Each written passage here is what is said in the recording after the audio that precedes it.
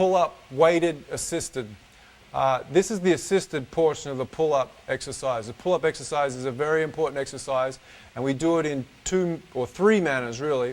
The assisted portion of it refers to the weight. Under a normal exercise of a lat pull, if you did 150 pounds, the more weight you put on there, 160, 170, 180 and so on, the weight would get heavier. With the pull-up assisted machine, what happens is the more weight you put on there, the easier it is. Now Billy, he weighs 190 pounds. If I put 160 pounds on here, that means he's only really pulling 30 pounds of his real weight. So you have to understand how this machine works, first of all. Second of all, you need to adjust the pull-up bar so that when you go ahead and step onto the assisted portion of it and you go all the way to the bottom, that the piece at the bottom is not grounded out. Now in some gyms you'll be on your knees, which is okay. Each machine is just subtly different. But just be aware that at the bottom of the exercise you don't want the machine grounded out. So make sure that you adjust the machine appropriately before you start the exercise.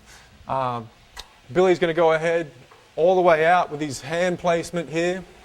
You'll see his hand for the first set, which is always going to be the lightest set, will be on the turn here. So he's going to go ahead and do a couple of repetitions.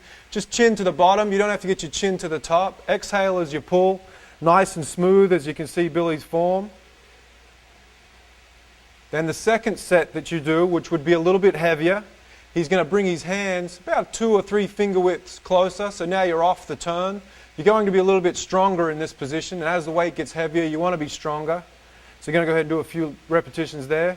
Your lats are an interesting muscle that need, one, to be stretched. So you see Billy all the way to the bottom, really stretching the lats.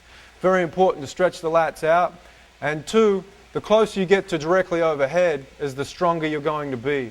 So the heavier the weight gets, the closer to directly overhead you want to be. So then the third set, you see Billy's directly overhead now. Nice and smooth. Perfect. Chin to the bottom. Perfect. Now this exercise can also be performed with reverse grip. So go ahead and step off, Billy. Hands underneath. Perfect. This is going to be more for the bicep.